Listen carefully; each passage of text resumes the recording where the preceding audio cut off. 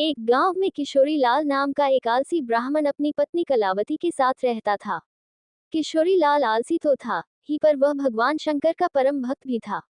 वह सुबह शाम शंकर जी की पूजा करता और भगवान शंकर का नाम जपता रहता था। किशोरी लाल रोज यही दो काम करता था। बाकी समय अपनी आलसीपन की वजह से वह घर में ही सोया रहता था। इसी वजह से किशोरी लाल और उसकी पत्नी के बीच आए दिन अनबन होती रहती थी। सुनते हो जी, आज जल्दी से खाना खाकर खेत चले जाओ, आज फसल काटनी है। और हाँ, खेत से आते हुए सरसों का साग भी लेते हुए आना, घर में सब्जी बनाने को कुछ भी नहीं है, आते हुए भूल मत जाना, नहीं तो आज खाना नहीं बनेगा, मैं पहले से ही बोल रही हूँ। पत्नी ऐसा बोल ही रही थी कि किशोरी लाल अपनी पत्नी की बातों को नजरअंदाज करके बिस्तर पर सोने चला जाता है। कैलाश में बैठी माता पार्वती भगवान शंकर से कहती है, स्वामी, यह आपका कैसा भक्त है? ऐसा क्या कारण है कि आपकी भक्ति तो करता है पर कोई काम नहीं करता, आपको तो उसका मार्गदर्शन करना चाहिए। शंकर जी बोले, मैं सब देख रहा हूँ पार्वती, पिछले जन्म में यह एक आलसी गधा था जो एक शिव मंदिर के सामने आकर सोता रहता था। सोते सोते भी उसे मंदिर में भक्तों के द्वारा किए हुए मंत्रों का उच्चारण सुनाई दे जाता था और श्रावण मास में उसकी मृत्यु हो गई। इसी कारण इस जन्म में यह मनुष्य रूप में जन्म तो है, पर इसका आलसी स्वभाव नहीं गया। सही समय आने पर मैं उसे उचित शिक्षा दूंगा। तभी किशोरी लाल की पत्नी बोली, अरे ये क्या, तुम वापस सो गए? उठो जल्दी और खेत में जाओ, आज फसल काटने जाना है। खेत में फसल बहुत बड़ी हो चुकी है, अगर आज फसल को नहीं काटा तो उसे जानवर चर जाएंगे, नहीं तो कोई चुरा लेगा। मेरी बात सुन भी रहे हो? तभी मन में बोली, हे भोलेनाथ, ना जाने इनका आलस कब खत्म होगा, मैं तुमसे तंग आ चुकी हूँ। कलावती बोलती जा रही थी पर किशोरी लाल को तो कोई फर्क ही नहीं पड़ रहा था।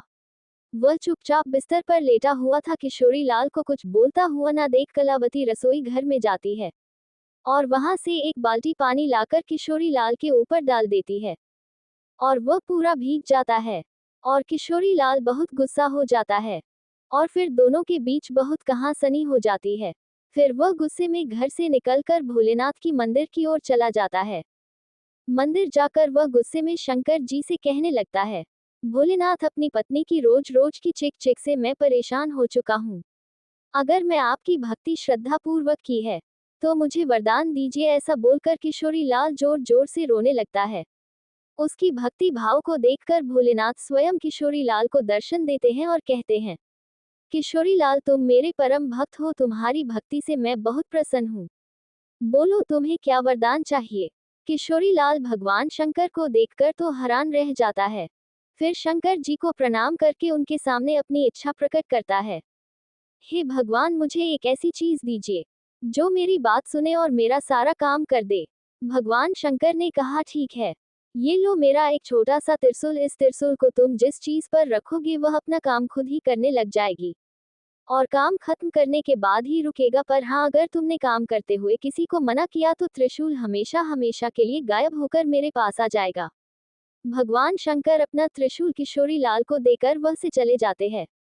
उसे त्रिशूल को पकड़ किशोरी लाल बहुत खुश हो जाता है और मन ही मन सोचता है कि अब से उसे कोई भी काम नहीं करना पड़ेगा। फिर वह त्रिशूल लेकर घर जाता है और अपनी पत्नी को शंकर भगवान के दिए हुए वरदान के बारे में बताता है। ऐसे कुछ दिन गुजर जाते हैं। किशोरी लाल उस त्रिशूल को पाकर बहुत खुश था। उसे उस दिन से कुछ भी काम नहीं करना पड़ता था। मैं जिस भी चीज पर उसे त्रिशूल को रख देता वह चीज अपने आप ही अपना काम करने लग जाती। ऐसे ही एक दिन किशोरी लाल को चाय पीनी थी। उसे चाय के बर्तन में त्रिशूल रखा और बोला, मुझे एक कप चाय बना दो। ये बोलते ही चाय का पतीली में अपने आप ही दूध, चीनी और चाय की पत्ती डल जाती है और फिर उसको एक साथ उबाल कर एक कप चाय बनाकर उसके सामने आ जाती है। इसी तरह वह हर काम में शंकर भगवान की दी हुई त्रिशूल का इस्तेमाल करता। घास में पानी देना होता तो वो त्रिशूल से अपने पानी देने वाली पाइप को छूकर पाइप को कहता, पाइप, ये बाल्टी पानी अपने आप से इन फूलों पर डाल दो। पाइप को ये काम बोलकर किशोरी लाल घर के अंदर सोने चला जाता है और उसके सोते ही लाइट चली जाती है। लाइट चली जाने के कारण पंखा बंद हो जाता है, पर किशोरी लाल बिना चिंता करते हुए वह अपने हाथ पंखे को कहता है, पंखा, मुझे गर्मी लग रही है, जब तक लाइट ना आए तो मुझे इस पंखे से हवा करो। किशोरी लाल के कहे अनुसार हाथ पंख बिना देर किए हवा करने लग जाता है और जैसे ही लाइट आती है तो हाथ पंखा बंद हो जाता है। इस तरह वह अपने हाथ से बिना कुछ काम किए बड़ी आसानी से सारे काम को कर लेता है। फिर एक दिन किशोरी लाल को भूख लगी और अच्छे अच्छे पकवान खाने का मन किया, तो खाना खाने बैठा किशोरी लाल मन में ही बोलने लगा, अगर खाना भी अपने आप ही मुंह में आ जाए, मुझे हाथ का भी इस्तेमाल न करना पड़े और मैं आसानी से खाना भी खा लूंगा। ये सोचकर वह खाली पेट पर त्रिशूल रखकर बोल, अच्छे अच्छे पकवान मेरे मुंह में अपने आप आ जाओ। ऐसा कहते ही प्लेट से तरह तरह के पकवान निकलकर किशोरी लाल के मुंह में जाने लगे। तरह तरह की मिठाई, नई नई स्वाद पकवान और बिना रुके अपने आप ही उसके मुंह में जाने लगे और वह बड़े मजे से उन्हें खाकर आनंद ले रहा था। पर ये मजा कुछ देर तक का ही था। थोड़ी देर में किशोरी लाल का पेट भर गया और वह खा नहीं पा रहा था। पर खाना था कि रुकने का नाम ही नहीं दे रहा था। प्लेट से भिन्न भिन्न प्रकार के व्यंजन निकालकर उसके मुंह में जा रहे थे। ये देखकर किशोरी लाल परेशान हो गया।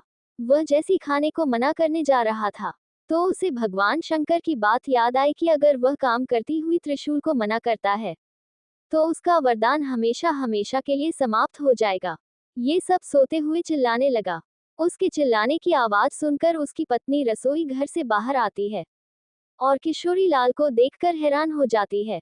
फिर किशोरी लाल से उसकी पत्नी खाने को रोकने के लिए बोलती है, पर वह शंकर भगवान की दिए हुए वरदान को नष्ट करना नहीं चाहता था। पर आखिरकार उसे बोलना पड़ा, रुक जाओ। खाना वाना आना तो रुक गया, पर उसके साथ शंकर भगवान की दी हुई वह त्रिशूल भी गायब हो गई। किशोरी लाल त्रिशूल को अपने पास न देखकर बहुत दुखी हुआ, पर अब वह कुछ भी नहीं कर सकता था। शंकर भगवान का दिया हुआ वरदान को उसे खुद ही समाप्त कर दिया था। अब तक किशोरी लाल ने त्रिशूल को जो भी काम दिया था, उन सबको काम खत्म कब करना है, ये भी अनजाने में ही सही बोल दिया था।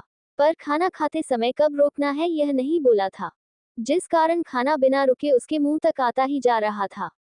हे महादेव, मैं समझ गया कि आपने मुझे ऐसा वरदान मुझे सबक सिखाने के लिए दिया था। मैं कितना बेवकूफ था, जो आलस के कारण हर छोटे से छोटे काम को टाल दिया करता था। आपने मुझे सिखा दिया है कि छोटे छोटे काम के लिए किसी दूसरे पर निर्भर रहने से कितनी बड़ी मुसीबत आ सकती है। उसी दिन से उसने आलस करना छोड़ दिया और वह रोज खेत जाने लगा और अपना काम खुद करने लगता है। इस तरह उसका जीवन खुशहाल हो गया।